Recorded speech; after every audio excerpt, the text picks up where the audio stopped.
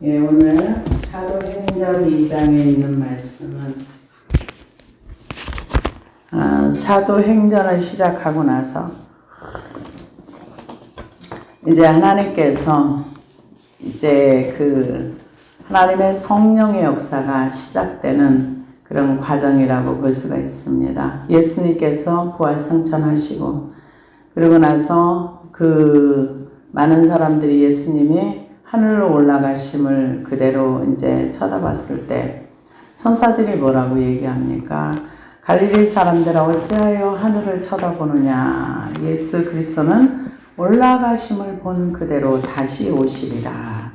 그래서 그 말씀을 가지고 수많은 사람들이 이제 중간에 공중 강림은 없고 재림만 있다 이렇게 강조하시는 분도 굉장히 많습니다.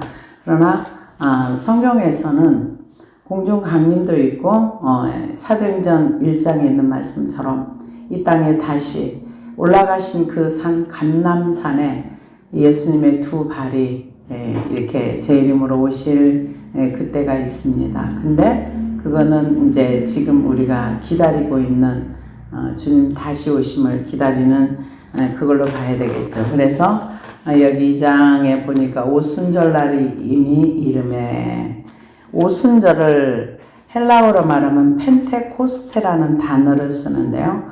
펜테코스토스라는 단어를 쓰기도 하는데 이 말은 50번째라는 뜻이 있습니다. 그래서 오순이라는 말은 한자로 다섯오에 열을 순자로서 5번의 열흘을 얘기합니다. 그래서 이스라엘 백성이 1500년경에 모세 인도로 인해서 이집트에서 노예 생활을 하면서 이 하나님의 역사는 제가 이 말씀을 오늘 준비를 하면서 정말 하나님의 어떤 이 지구에 인류에 관한 프로그램 굉장히 정확하게 하나님이 일하신다. 왜냐하면은 6월절을 이집트에서 지켰습니다. 6월절이라는 게 어린 양을 잡아서 문설주에 그 어린 양의 피를 바르고 그 문설주 안에 있던 그 문지방 그 피를 바른 그 안에 있던 모든 사람은 어린 양의 피를 바름으로 인해서 살아났습니다. 그렇게 해서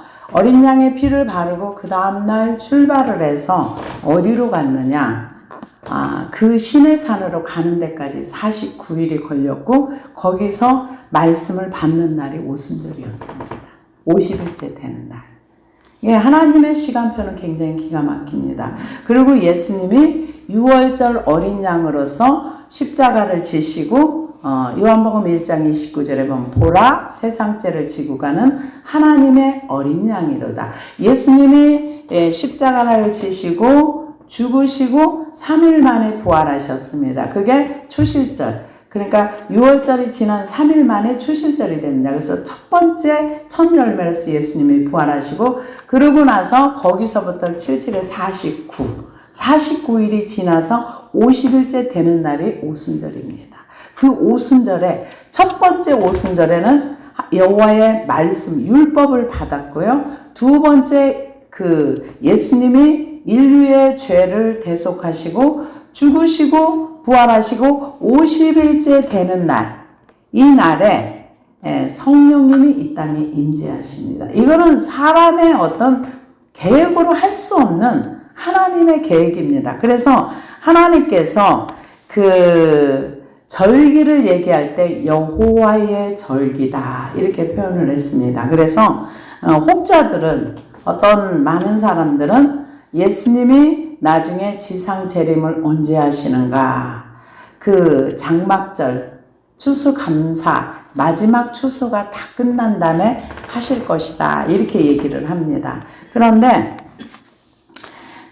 제가 이렇게 지금 세계에 돌아가는 어떤 상황과 또한 예언하시는 분들의 얘기를 들어보면 마지막 한 번 하나님께서 성령의 강한 바람이 일고 나서 그러고는 이게 마지막 추수가 끝난 다음에 공중강림하시고 그 후에 예수님께서 지상 재림을 하실 것이다 이렇게 얘기하는데 지금 현재의 우리의 이 나라 전 세계적인 상황을 봐서는 정말 그 북한 같은 중공 같은 그런 상황에서는 전체주의 체제 아래서는 절대로 복음이 들어가기가 어렵습니다.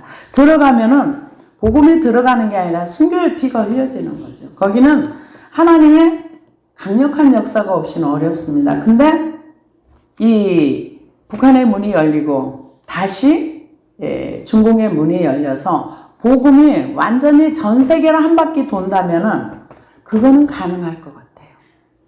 그거는 이게 긴 시간이 아닌 그 시간 속에 추수해서 올라갈 곡식들은 올라갈 것이고 또 못 올라간 그 남은 사람들은 마지막 순교를 할 것이고 그렇게 한다면 이게 어쩌면 이렇게 그림이 맞는 것 같기는 한데 그러나 하나님께서 어떻게 행하실지 이제 그거는 우리가 모르는 거죠. 그러나 지금 이 오순절은 예수님이 유월절 어린 양으로서 죽으시고 난 다음에 50일째 되는 날, 그날 사람들이 모여서 기도를 했습니다. 왜 기도를 했습니까? 예수님께서 내가 성령님을 보내줄 테니까 너희들이 한 곳에 모여서 같이 한 목적과 한 뜻을 가지고 기도해라. 무엇을 기도? 성령님을 기다리는 기도를 해라. 그래서 사람들이 지금 오순절 날이 이미 이름에 그들이 다 같이 한 곳에 모였더니 호련히 하늘로부터 급하고 강한 바람 같은 소리가 있어 그들이 앉은 온 집에 가득하여. 바람 같은 소리가 있다. 예, 소리가 있었지. 그러면서 하늘로부터 급하고 강한 바람 같은 소리가 있어 그들이 앉은 온 집에 가득하며. 그러니까 지금 여기는 한 120명이 넘는 사람들이 앉아가지고 모여서 계속 예수님이 승천하신 다음에 계속 기도를 한 거예요. 기도를 하는데 오순절 날이 가까이 왔을 때 하늘로부터 급하고 강한 같은 바람이 부는 소리가 있다 그랬어요. 그래가 있고 그들이 앉은 집에 그 소리, 바람 불면 휙 하고 이렇게 소리 나는 것처럼 가득함에 마치 불의 혀처럼 갈라지는 것들이 그들에게 보여 각 사람 위에 하나씩 임하여 있더니. 불의 혀처럼 사람들의 머리 위에 사람들에게 임하였다 그랬어요. 그러니까 이거를 다 본 거예요, 사람들이. 아마 육의 눈을 뜨고서 성령님의 임재를 본 것 같아요. 그래서 다 그걸 쳐다보고 있으면서 4절에 보니까 각 사람에게 임했다 그랬어요. 어떤 한 사람을 빼놓고 어떤 사람에게 제자들에게만 임한 것도 아니고 거기 모여 있는 그 모여서 기도하라는 말씀에 순종했던 모든 사람에게는 다 임한 거죠. 근데 소리를 듣고 눈이 열려서 보니까 불의 혀처럼 갈라지는 것들이 그들에게 보여 각 사람 위에 하나씩 임하여 있더니 그들이 다 성령의 충만함을 받고 성령이 말하게 하심을 따라 다른 언어들로 말하기를 시작하니라. 그때에 경건한 유대인들이 천하 각국으로부터 와서 예루살렘에 머물러 있더니 원래 그 오순절 날에는 유대인들에게는 세 명절이 있습니다. 유월절은 출애굽을 기념하는 거고 오순절은 율법의 말씀을 시내산에 가서 받은 날짜고 그러고 나서 이 출애굽기에 보면은 출애굽기 23장 17절에 보면은 남자들은 1년에 3번씩 반드시 예루살렘에 와서 절기를 지켜야 합니다. 그게 유월절, 장막절, 유월절, 맥주절, 초막절, 유월절, 맥주절, 초실절, 장막절, 그 마지막 추수하는 이 세 절기를 지켜야 하는데 지금은 유월절이 지나고 오순절이기 때문에 사람들이 전 세계에 있는 디아스포라 유대인들이 다 모인 거예요. 이때 그 1세기 때에 유대인 역사가인 요세푸스가 그 숫자가 어느 정도였느냐? 약 200만이었답니다. 그러니까 엄청나게 많은 숫자가 전 세계에서 모여서 이제 이 6월 장막절을 오순절을 지키러 왔습니다. 왔는데 이 모여 있는 사람들이 성령의 충만함을 받아서 말을 하는데 이게 방언이에요. 근데 이 방언이 지금 우리가 하는 이런 하나님을 향하여 올려드리는 방언이 아니라 어떤 방언이냐면은 각국의 언어의 방언이에요. 그러니까 제가 예를 들어서 터키 말을 전혀 못해요. 근데 내가 하는 말을 우리 한국말로 하는데 터키 사람이 그 언어를 알아듣는 거예요. 자기네 나라의 언어로. 그러니까 여기 나와 있는 거가 뭐라고 얘기하냐면은 9절에 보니까 우리가 각 사람이 남곳 방언으로 듣게 되는 것이 어찌됨이냐. 우리는 바데인과 메데인과 엘람인과 또 메사보디아, 유대와 갑바도기아, 본도와 아시아, 부르기아, 밤빌리아, 애국과 및 구레네 가까운 리비아 여러 지방. 리비아는 아프리카, 북아프리카 쪽입니다. 그러니까 아시아는 터키 쪽이고, 이 여러 나라, 그러면서 또 구레네, 여러 지방, 또, 여기에 보면은, 그레데인과 아라비아, 우리가 다 우리의 각 언어로 하나님의 큰 일을 말함을 듣는다. 그러니까, 이 아시아, 유럽, 이쪽에 있는 사람들이 다 로마에 있는 사람들까지 지금 예루살렘에 모였는데,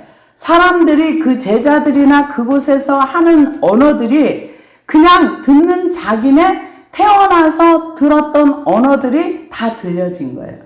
그러니까 이 사람들이 굉장히 놀란 거죠. 근데 여기에 보면은 성령의 어떤 강한 역사가 일어나니까 우리가 출애굽기에 보면은 하나님이 이 땅에 내려오실 때 불이 떨기나무 가운데 붙었습니다. 근데 문제는 떨기나무 가운데 불은 붙었는데 나무는 타지 않고 불은 여전히 붙어 있어요. 전 이걸 생각하면서 지옥에 가도 이럴 수 있겠구나. 왜냐? 그 불은 그냥 하나님의 불이었거든요. 근데 지옥은 하나님의 진노의 불입니다. 그 불이 어마무시하게 타도 사람은 타지 않을 수 있는 거예요. 왜? 불이 떨기나무 가운데 붙었는데 그 나무가 타지 않았어요. 불은 붙었는데 떨기나무는 타지 않았어요. 그래서 모세가 놀랬잖아요. 놀래가지고 이게 뭔 일이야? 그러고 봤을 때 하나님의 음성으로 모세를 불렀어요. 그런 것처럼 하나님의 불은 불은 거룩한 불이기 때문에 죄가 있는 사람이 그곳에 하면은 죽습니다. 우리가 레위기서를 보십시오. 레위기가 민수기죠. 거기에 보면은 여호와의 번제단에 향로를 가지고 하나님의 불을 받았어요. 근데 향로의 불을 가지고 그 안에 들어갔을 때 불이 임했을 때 향로를 들었던 250인이 다 죽었습니다. 네, 반역하다가. 그래서 이 불이 임하는데 이들이 기도하는 가운데 하나님의 이 불이 임했는데 이들은 하나님의 역사의 큰 일을 얘기하는 거예요. 근데 이 불이 성령의 불이 거룩한 불이기 때문에 죄가 있는 상태에서 하나님을 인정하지 않고 하나님을 반역하면 그 불이 사람을 죽이는 불이 될 수도 있다는 얘기예요. 성령의 역사가 나와 있습니다. 그래서 이 바람은 예수님께서 니고데모에게 하신 말씀이죠. 바람이 임의로 불매 어디서 와서 어디로 가는지 바람은 볼 수 없으나 성령의 임함도 그러하니라. 물과 성령으로 거듭날 것을 얘기하고 나서 바람과 같은 성령에 대해서 얘기를 했습니다. 그래서 여기에서 이제 방언이 우리가 지금 하나님 앞에 올려드리는 그 방언이 아닙니다. 그래서 고린도 전서 12장 여기 14장에 보면은 그 방언은 하나님 앞에 올려드리는 방언이라 그랬어요. 고린도전서 14장 2절에 보니까 방언을 말하는 자는 사람에게 하지 아니하고 하나님께 하나니 이는 알아듣는 자가 없고 그 영으로 비밀을 말함이니라. 고린도전서 14장에 있는 방언과 지금 여기에서 나오는 방언은 전혀 다른 방언이라는 거. 그런데 바울 선생님도 자기도 방언을 말한다 그랬어요. 그래서 여기에서 나오는 방언은 하나님의 성령이 강력한 역사가 사람들 속에 이제 그래서 어떤 주석가들은 이런 얘기를 하더라고요. 성령이 그냥 임한 거지 사람들 속에 들어오지 않았다.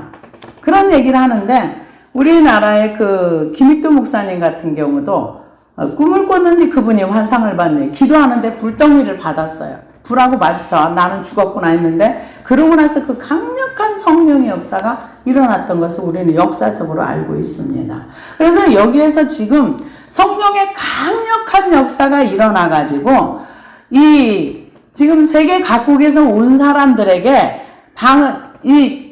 지금 이 복음은 유대인들에게 임했어요. 유대인들에게 임해가지고 이 유대인들이 베드로도 유대인이고 예수님의 12제도 다 유대인입니다. 이들이 이 방언으로 말을 하는데 지금 우리가 하나님께 올려드린 그 방언이 아니라 하나님의 큰 일을 얘기하면서 하나님의 살아계심 이런 걸 얘기를 하면서 했을 때 사람들이 놀랐다 그래서 다 놀라 신기하게 여겨 이르되 보라 이 말하는 사람들이 다 갈릴리 사람이 아니냐. 갈릴리 사람이죠. 갈릴리 사람들이 어떻게 우리의 언어를 배워가지고 어떻게 이렇게 우리의 나라의 말을 할 수가 있느냐. 지금 그 얘기를 합니다. 그러면서 우리 각 사람이 난 곳 방언으로 듣게 되는 것이 어찌 됨이냐. 이런 얘기를 하는 겁니다. 그래서 이 성령의 충만함을 받고 성령의 말하게 하심을 따라 각 언어들로 말을 하는 거예요. 우리의 각 언어로 하나님의 큰 일을 말하는도다. 그렇게 얘기를 했는데요. 그래서 하나님의 큰 일이라는 게 어떤 일일까요? 하나님의 큰 일이라는 거는 하나님의 역사를 얘기하는 거죠. 하나님의 역사가 어떤 역사인가? 하나님께서 각 사람에게 성령을 부어주셔가지고, 이제, 나중에 이제 제가, 14절부터는 베드로의 설교입니다. 오순절날의 베드로의 설교인데요. 여기에서 하나님의 큰 일을 말하는 것을 듣는다. 다 놀라며 당황하여 서로 이르되, 이 어찌된 일이냐 하며, 또 어떤 이들은 조롱하여 이르되 그들이 새 술에 취하였다 하는지라. 성령의 충만함을 받고 이들이 말하는 것은 뭐냐? 베드로의 설교에서 나옵니다. 어떤 설교를 합니까? 야, 너희들이 얼마 전에 메시아인 예수 그리스도를 너희들이 죽였어. 그가 3년 동안 착한 일을 행하면서 열심히 병든 사람을 고쳐주고 이렇게 했는데 너네들이 예수 그리스도를 죽였어. 그러면서 그가 메시아였다. 이런 설교를 했대. 이들이 나중에 굉장히 통회하면서 자복을 합니다. 그래서 오늘은 그거는 이제 베드로의 설교고요. 그래서 성령이 임하시면 우리에게 어떤 역사가 일어나는가? 그것을 오늘은 잠깐 살펴보려고 합니다. 성령이 임하시고 나면은 예수가 믿어집니다. 그래서 고린도전서에 보면은 성령이 아니고는 예수 그리스도를 주시라 할 수 없다. 이렇게 표현을 했습니다. 그래서 성령은 요한복음 7장 38절에 39절까지 보니까 예수님은 나를 믿는 자가 성령을 받는다. 그렇게 얘기를 했습니다. 그래서 사도행전 8장 9절에서 10절까지 보니까 예수를 믿는 믿음은 예수 그리스도를 믿음으로 인해서 성령을 받아야 되는데 그 마술사는 성령을 돈을 주고 살려고 했습니다. 그럴 때 성령이 임한 것이 아니라 오히려 그에게 저주가 임한 것을 볼 수가 있습니다. 그래서 사도행전 8장 38절에도 보면은 너희가 회개하여 각각 예수 그리스도의 이름으로 세례를 받고 죄사함을 받으라. 그렇게 얘기를 했습니다.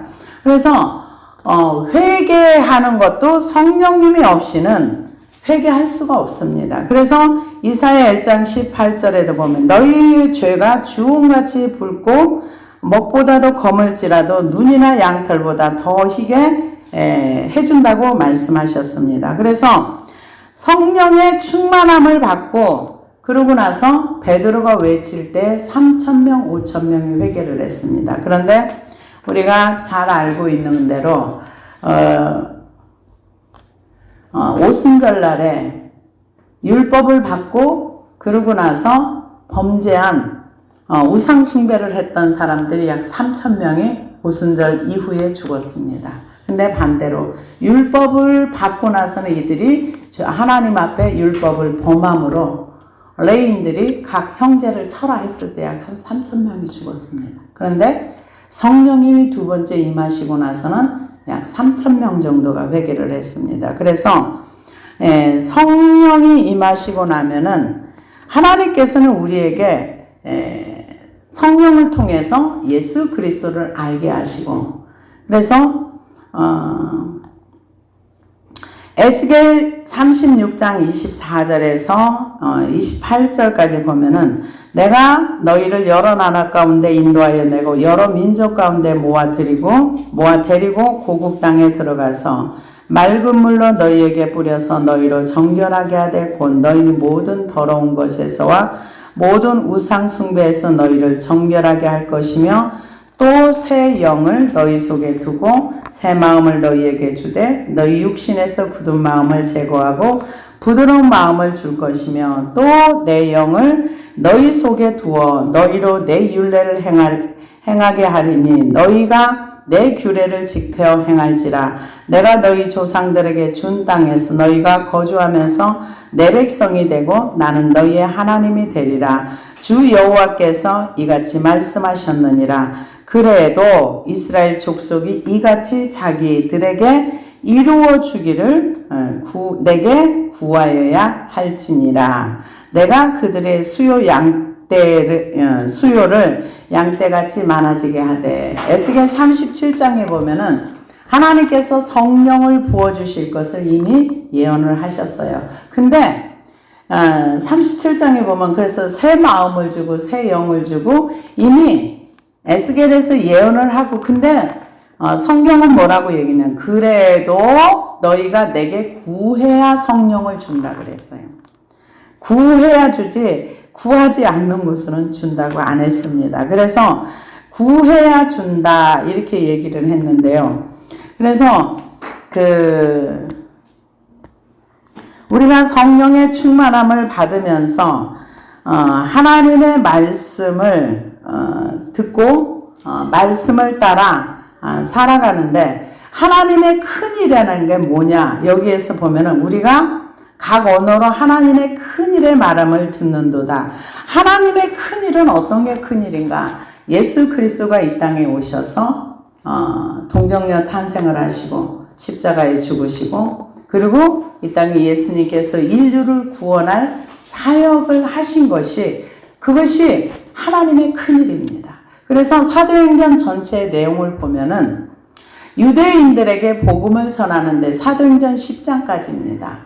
그래서 사도행전 10장까지 보면은 베드로가 고넬료 이방인들에게 가서 복음을 전합니다. 복음을 전하는데 성령님의 역사로 계속 이래서 사도행전은 사도들의 행전이 아니라 사실은 성령님의 행전이라고 볼 수 있어요. 왜냐하면 성령님이 임하셔서 사도들에게 임하시고 성령님이 나중에 그 바울 선생이 임하십니다. 사도행전 9장에 바울 선생, 사도 바울에게 이 성령님이 임하셔서 예수님을 만나게 하시고, 그러고 나서 사도행전 10장까지가 베드로가 이방인 고넬료에게 복음을 전하면서, 그러면서 이제 나중에 이 복음이 이방인으로 이렇게 퍼져나갑니다. 그래서 이 1장 8절에서 얘기했던 것처럼 사마리아 땅끝 이제 유대인 이 전체 다 돌고 나서 그 다음에 땅끝 이방인으로 복음이 퍼져나가는 것을 볼 수 있습니다.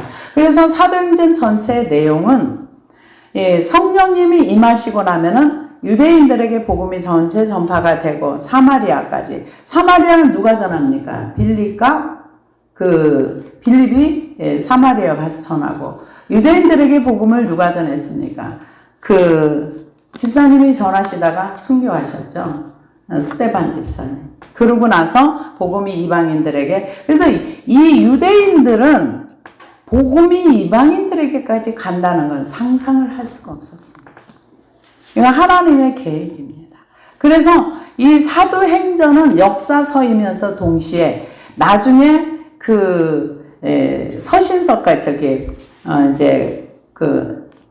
감옥에서 이제 편지를 쓴 것까지 해서 마무리가 되어지는 성경 전체에 굉장히 중요한, 그래서 이 안에 1차, 2차, 3차 전도도 여기에 다 이제 행전에 기록이 되면서, 그런데 이것을 성령님이 임하셔가지고 베드로와 그 여러 성도들에게 임하셔서, 그래서 여기에서 왜 하나님께서 오순절날 성령이 임하게 하셨는가?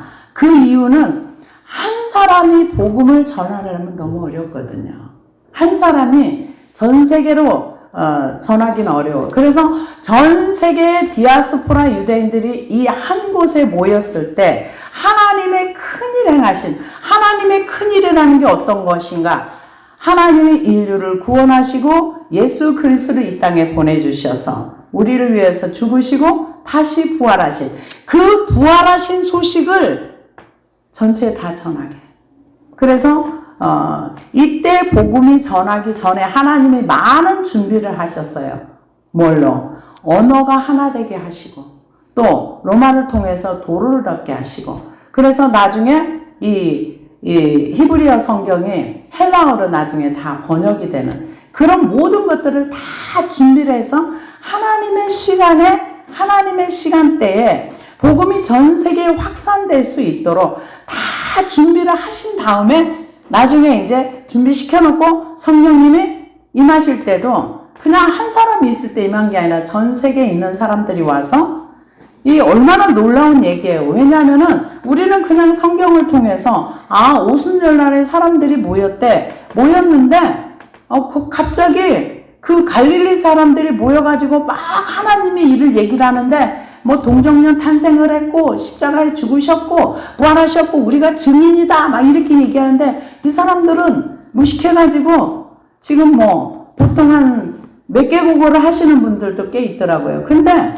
그 언어를 하려면 긴 시간 동안 노력을 해야 되잖아요. 근데 이분들은 정말 무식한 갈릴리 사람들인데 우리의 언어를 쟤네들은 전에 말하는 말로 알아들어. 이게 얼마나 놀라운 일이야. 그러면서 사실은 그래서 로마 교회는 바울이 세운 교회가 아니에요.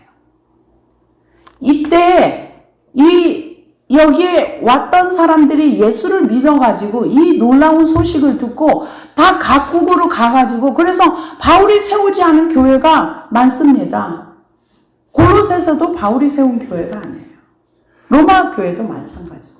그래서 로마서도 이제 시작부터 거의 논문 쓰는 수준으로 이렇게 쭉 써서 보냈잖아요, 이렇게.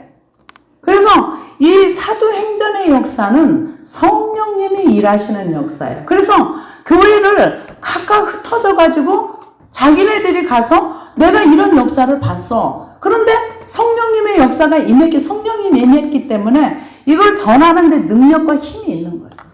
왜? 바울이 그들에게 온 사람들에게 막 이 똑같은 얘기. 그래서 여기 사도행전에는 베드로의 설교도 나오고 스데반의 설교도 나오고 여러 설교들이 나옵니다. 그래서 이 설교를 듣고 사람들이 어찌할꼬 구원은 회개로부터 시작이 됩니다. 그런데 오늘날에는 회개 없이 구원이 시작돼요. 그래서 오늘도 그런 얘기를 이제 목사님하고 잠깐 얘기했습니다. 정말 구원이 없는 사람들에게 우리가 어떻게 복음을 전할까? 말씀이 안 들어가는 이분들에게 이미 구원을 받았다고 생각하고 하나님과 무관하게 사는 이들에게 교회를 저쪽에 큰 교회, 굉장히 큰 교회, 그 교회는 선교사님이 와서 세운 교회 집사님이신데 복음하고는 아무 상관이 없어요. 그래서 그분은 어떤 생각을 하는가? 우리 교회가 우리 교회는 저기 이 목사님 교회가 개척교회니까 우리가 가서 도와주자. 교회에 인심 쓰러 오는 곳인 줄 아는 분이 계세요. 그래서 교회는 인심 쓰러 가는 곳이 아닌데 그런 목적을 가지고 와서 헌금을 해줄 생각을 하더라고요. 그래서 제가 그랬어요. 우리는 안 도와줘도 그냥 잘 돌아가요. 제가 그런 얘기를 했는데 교회에 가서 도와줘야서 교회가 자기가 도와주지 않으면 안 되는 그런 인식을 가지고 구원과는 상관없는 분이세요. 구원과는 아무 상관이 없어요. 그래서 저희가 고민을 하면서 그분들에게 어떻게 해야 진짜 참된 복음을 전할 수 있을까? 그런 고민을 요즘 들어서 합니다. 그래서 여기 지금 이분들이 굉장히 당황한 거예요. 이 갈릴리 사람들은 언어를 배운 적이 없는 사람들은 내가 듣는데 로마 말을 해? 내가 듣는데 또 스페인 말을 해? 내가 보니까 어떤 애국 말을 해? 각각 다른 아프리카 말을 해? 야, 이게 무슨 일이야. 그런데 이제 베드로가 이제 설교를 하니까 사람들이 놀래가지고 큰일 났다. 성령이 임하시면 하나님을 만나면 딱 한 가지 증상이 나타나요. 어떤 거? 자기가 죄인임을 깨달아요. 네. 이 하나님을 만나지 못하면 죄인이라는 걸 알지 못합니다. 왜? 우리가 이사야를 보나 어떤 선지자를 봐도 하나님을 만났던 사람들은 자기가 얼마나 악한 죄인이라는 걸 알아요. 근데 하나님 없는 사람들은 그걸 알지 못합니다. 그래서 이 사람들이 이제 조롱합니다. 또 어떤 이들은 조롱하여 이르되 그들이 새술에 취하였다. 왜 새술에 취하였다고 했습니까? 바울이 아덴에서 죽은 자의 부활을 주제로 전도하는 것을 들었습니다. 사도행전 17장 32절에 보니까 믿지 않는 사람들은 이 사람들이 다른 나라의 언어로 말을 하니까 미쳤다 그랬어요. 미쳤다고 말하면서 여기서는 새 술에 취했다. 술에 취해서 술 취한 사람이 행선수설을 하잖아요. 그렇게 얘기를 합니다. 그래서 새 술에 취하였다는 얘기는 글루코스라는 얘기인데요. 감미로운 말을 뜻하는 글루케스에서 파생된 용어인데요. 그래서 발효되지 않은 포도즙을 얘기해서 이 새술에 취했다는 이 사람들이 취해가지고 몽롱한 상태로 뭔가를 얘기하는 거야. 그렇게 얘기할 때 나중에 이제 이 사람들이 얘기하죠. 지금은 우리가 술 마시는 시간이 아니야. 우리는 지금 하나님의 영이 임하셔서 우리가 말하는 거지 이건 아니야. 그러면서 나중에 베드로 사도가 이제 술에 취하지 않은 것을 얘기를 해줍니다. 그래서 여기에 하나님의 기가 막힌 그 효율의 역사라고 볼 수 있죠. 왜냐하면은 도로도 다 준비를 해놨지, 언어도 하나로 통일해가지고 나중에 이제 오순절 성령님의 역사 이후에 이 성경 번역도 헬라어로 하죠. 도로도 다 닦아놨죠. 모든 것을 다 준비해놓고 나서 하나님이 오순절날에 성령이 임하셨던 것을 볼 수 있습니다. 그래서 제가 이 말씀을 저는 아무 생각 없이 이렇게 지나가면서 읽었는데, 이야, 대단하시다. 우리 하나님의 계획은 굉장히 얼마나 사람들이 효율하는데 하나님만큼 효율 좋게 일하시는 분은 안 계세요. 그러니까 전 세계 사람들이 다 모여서 오순절을 지키는데, 그래서 복음이 기독교로 이렇게 넘어가면서 이방인에게 넘어간 거가 유대인부터 시작해서 기독교로 넘어간 거지, 이방인부터 기독교가 시작된 게 아닙니다. 본래 기독교인들은 성령님을 경험한 유대인들로부터 시작이 돼가지고 복음이 기독교로 이렇게 왔던 것을 볼 수 있습니다. 그래서 이 복음이 자꾸 변절이 되니까 성경으로 돌아가자. 오직 성경, 오직 복음, 오직 은혜. 그래서 근데 지금 현재도 성경을 믿지 않는 수많은 사람들이 있습니다. 이 기록된 말씀을 믿지 않고, 저는 그 요한계시록 보면 천년왕국이 요한계시록 20장에 나옵니다. 그런데 무천년을 신봉하는 사람들, 우리가 알고 있는 요한계시록 20장 천년왕국을 우리가 해석하는 것과 전혀 다른 해석을 하는 걸 보고 굉장히 놀랐습니다. 성경에 말하는 해석과 전혀 다른 해석. 그러면서 그들이 하는 얘기가 문자적으로 성경을 해석하면 오류가 많다. 그런데 문자적으로 해석을 하는 것도 있고 비유적으로 하는 것도 있습니다. 그러나 성경은 성경으로 해석이 되어집니다. 그래서 사람들은 이거를 알지 못하니까 저 사람들이 술에 취해가지고 이상한 말을 하는 거야. 그래서 미쳤다고 생각을 하는 거죠. 그래서 바울 선생님이 죽은 자의 부활을 얘기하니까, 바울아, 네가 미쳤도다. 너의 많은 학문이 너를 미치게 만들었다. 사람들이 그 바울이 지식이 워낙에 많아서 그 지식 때문에 미쳤다. 그러니까 바울이 나는 미친 게 아니다. 나는 하나님의 성령이 임하셔서 내가 만난 예수를 전하는 거다. 이게 이제 사도행 전체의 내용이라고 볼 수가 있습니다.